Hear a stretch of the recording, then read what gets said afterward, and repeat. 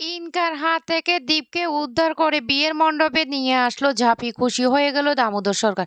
হ্যাঁ বন্ধুরা, এমনটা হতে চলেছে আজকের পর্বে। বিস্তারিত জানতে ভিডিওটিতে লাইক দিয়ে চ্যানেলটিকে সাবস্ক্রাইব করে পুরো ভিডিওটি তোমরা দেখতে থাকো।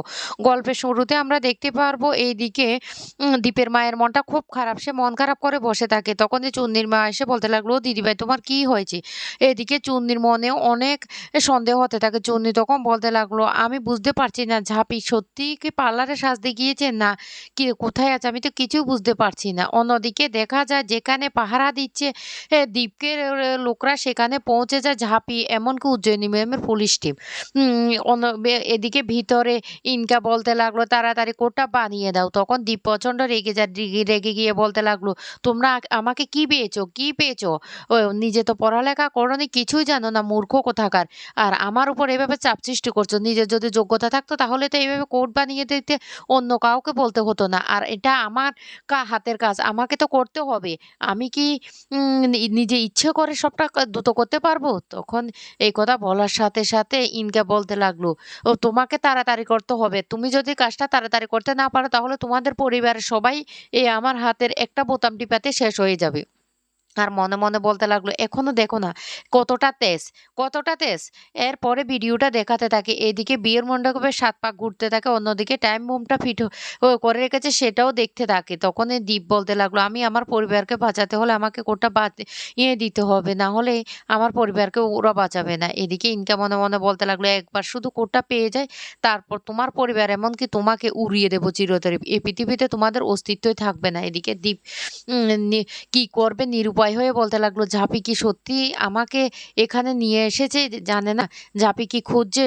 ও আমার তো মনে হয় ঝাঁপি উজ্জয়িনী ম্যামকে এ ব্যাপারটা জানিয়ে দিয়েছে। তারপরে দীপের সে কল্পনা করতে থাকে তারা গায়ে হলুদের অনুষ্ঠানে কিভাবে সবাই আনন্দ করছিল। তখন দীপ খুব কষ্ট পেয়ে অসহায়ের মতো বসে থাকে। ইনকা তখন বলতে লাগলো, এত দেরি করছো কেন? আমার হাতে সময় নেই, আমি বলছি না তাড়াতাড়ি কোডটা বানিয়ে দাও, না হলে কিন্তু আমি কিন্তু বোম এই সুইচটা টিপে দেবো। তারপর পুরো পরিবারটা ছারকার হয়ে যাবে। দীপ তখন বলতে লাগলো, আমি দিচ্ছি তো, আমি বলছি না আমি দিচ্ছি, কাজটা শেষ করতে হবে তো। এটা তো আর যে চাইলে যে তাড়াতাড়ি শেষ করা যাবে না। তারপরে দীপ আবার সে কোডটা বানানো শুরু করে দেয়। এদিকে ইনকা বলতে লাগলো, এবার এবার কোডটা শুধু আমার হাতে চলে আসুক। অন্যদিকে লোকরা চারিদিকে পাহারা দিতে থাকে। আর সেই মুহূর্তে চারিদিক থেকে ঘিরে পেল উজ্জয়িনী ম্যামের পুলিশ টিম। কিন্তু ইনকা সেটা কিছুই জানে না। হঠাৎ করে দীপের সন্দেহ হতে থাকে। দীপ তখন এদিক ওদিক করে তাকাতে থাকে আর বলতে লাগলো, সত্যি কি ঝাঁপি আমাকে এখানে উদ্ধার করতে এসেছে? আমার এমনটা কেন মনে হচ্ছে? আমার মনে হচ্ছে ঝাঁপি আমার আশেপাশে আছে। কি ব্যাপার? আমি তো কাউকে দেখতেও পাচ্ছি না। আমি কি করব কিছুই বুঝতে পারছি না। এদিকে ইনকা বারবার হুমকি দিতে থাকে আর বলতে লাগলো, আমি বলছি তাড়াতাড়ি কাজটা শেষ করো, না হলে কিন্তু আমার থেকে খারাপ আর কেউ হবে না। তখন দীপ বলতে লাগলো, হ্যাঁ আমি শেষ করছি। তখন দীপ আবার সে কোটা বানানো নিয়ে ব্যস্ত হয়ে পড়ে। এদিকে তখন সেই মুহূর্তে এদিক ওদিক করে লোক ছোটাছুটি করতে থাকে। তখনই ভয় পেয়ে যায় ছদ্মবেশী ইনকা। ইনকা তখন এদিক ওদিক তাকাতে থাকে আর বলতে লাগলো, কি ব্যাপার, হঠাৎ করে এই আওয়াজটা কোথা থেকে আসলো? এদিকে বাইরের গুলির আওয়াজ শোনা যায়। দীপ তখন বলতে লাগলো, নিশ্চয় ঝাঁপিয়ে এসেছে আমাকে উদ্ধার করতে। আমার মন বলছে ঝাঁপিয়ে এসেছে। এদিকে ইনকা বলতে লাগলো, এবার আবার কে আসলো? না, না, আমাকে বোমের সুইচটা টিপেই দিতে হবে। এই সুইচটা টিপে আমাকে সবাইকে শেষ করে দিতে হবে। তখনই দীপ বলতে লাগলো, না, না তুমি এই কাজটা করতে পারো না। আমি বলছি তো আমি কোডটা বানিয়ে দিচ্ছি। এদিকে দেখা যায় দীপ দেখতে থাকে বিয়ের মোটামুটি পুরোটাই কাজ সম্পন্ন হয়ে যাচ্ছে। শুধু সিঁদুরদানটাই বাকি রয়ে গেছে। দীপ তখন বলতে লাগলো, আমাকে এক্ষুনি বানিয়ে দিতে হবে। এদিকে অসহায়ের মতো দীপের মা বসে আছে, চোখে জলে টলমলো, কিন্তু কোনো কথাই বলতে পারছে না। অন্যদিকে চুন্নি শুভমকে বিয়ে করছে দেখে খুব খুশি হয়েছে চুন্নি। চুন্নি আর শুভম দুজনে বলতে লাগলো, ঝাঁপিকে তো বিয়ের মণ্ডপে কোথাও দেখতে পাচ্ছি না। কোথায় গেল ঝাঁপি? নিশ্চয় ঝাঁপি বিয়ের মণ্ডপে নেই, আমাকে খুঁজতে চলে এসেছে। আর তখনই ঝাঁপি সেখানে এসে হাজির হয়। ঝাঁপিকে দেখেই তো ছদ্মবেশী ইনকা বলতে লাগলো, এখানে চলে এসেছে, না আমাকে এক্ষুনি পালিয়ে যেতে হবে। অন্যদিকে যে ঝাঁপি তখন বলতে লাগলো, এই কে তুই, কে তুই?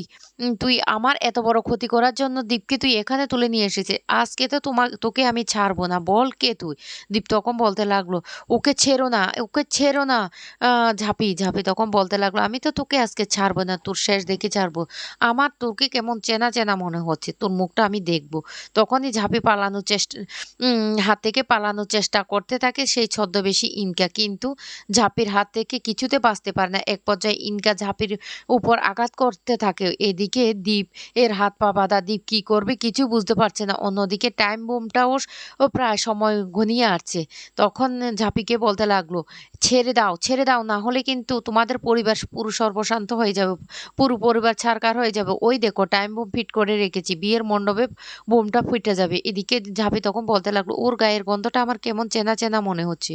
ও কে হতে পারে?" আর তখনই সে মুখের মুখোশটা খুলে নেওয়ার চেষ্টা করতে থাকে। এদিকে বিয়ের মণ্ডপে পুরো বিয়েটা কমপ্লিট হতে থাকে। আর তখনই উজ্জয়িনী ম্যাম বলতে লাগলো, "সর্বনাশ!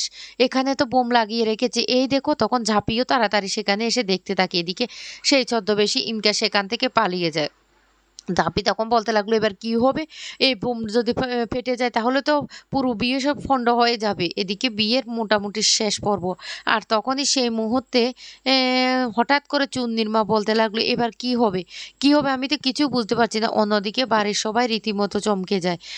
নীলুর কাছে ফোন করে ঝাঁপি তখন বলতে লাগলো, "ও নীলুদা তুমি কোথায় আছো?" শুভম তখন বলতে লাগলো, "কি হয়েছে চুন্নি? তুমি কি কোনো ব্যাপারে চিন্তিত?" চুন্নি তখন বলতে লাগলো, "হ্যাঁ, আমার একটা ব্যাপার খটকা লাগছে। ঝাঁপি সেই সন্ধ্যে থেকে নিরুদ্দেশ। ঝাঁপি কোথায় যেতে পারে? এদিকে দাদাভাইও নেই। দাদাভাইয়ের আবার কোনো বিপদ হয়নি তো?"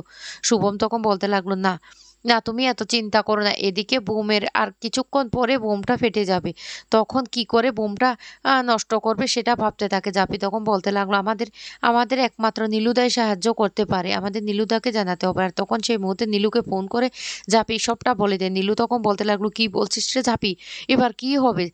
ঝাঁপি তখন বলতে লাগলো, "আমরা যেভাবে বলছি তুমি ঠিক সেভাবে কাজটা করো। না হলে কিন্তু বাড়ির সবাই মারা যাবে। নীলুদা তুমিই একমাত্র ভরসা। তুমিই পারবে ওই বোমটা সেখান থেকে সরিয়ে ফেলতে।" নীলু তখন ভয় পেতে থাকে আর বলতে লাগলো, "আমি বুঝতে পারছি না আমি কি করে করব?" ঝাঁপি তখন বলতে লাগলো, "আমরা কি করব আমরাও তো বুঝতে পারছি না। বিয়ে তো প্রায় শেষ মুহূর্তে।" এদিকে উজ্জয়িনী ম্যাম চিন্তিত হয়ে পড়ে। অন্যদিকে সিঁদুরদান মানে সময় হয়ে গেছে সিঁদুরদানটা হবে। ঝাঁপি তখন নীলুকে বলতে লাগলো, "ও তাড়াতাড়ি করো।" নীলু তখন তাড়াহুড়ো করে ছুটে যায় সে বোমটার কাছে। আর সেখানে গিয়ে সে বোমটা সরানোর চেষ্টা করে। এদিকে ভয় পেতে থাকে সবাই। সবাই তখন বলতে লাগলো, "এবার কি হবে?" চুন্নি তখন কান্নাকাটি শুরু করে। শুভমও তখন বলতে লাগলো, "এবার কি হবে? তাহলে কি আমরা সবাই একসাথে মারা যাবো?" এদিকে ঝাঁপি সমস্ত কিছু শিখিয়ে দেয় নীলুকে। আর নীলু সেই মুহূর্তে বোমটা সেখান থেকে সরানোর চেষ্টা করে। অন্যদিকে ছদ্মবেশী ইনকা তখন বলতে লাগলো ঝুমাকে যে, "আমাদের হাতে আর সময় নেই। আমরা বোমটা ফাটিয়ে দিয়ে এখান থেকে পালিয়ে যাব।" তখন নিচে ছদ্মবেশী ঝুমা বলতে লাগলো, "তাহলে আমাদের কাজটা শুরু হয়ে যাক। কাউন্ট করা শুরু করো। আর কিছুক্ষণের মধ্যে বোমটা ফেটে যাবে।"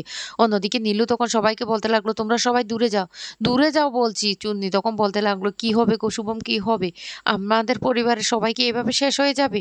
চুন্নির মাও তখন কান্নাকাটি করতে থাকে। কিন্তু নীলুর বুদ্ধিতে তখন পরিবারের সবাই বেঁচে যায়। নীলু তখন সেই ব্রুমটা ঝাঁপির কথা মতো দূরে সরিয়ে ফেলে। আর এদিকে ঝাঁপি দীপকে নিয়ে বিয়ের বাড়িতে ফিরে আসে।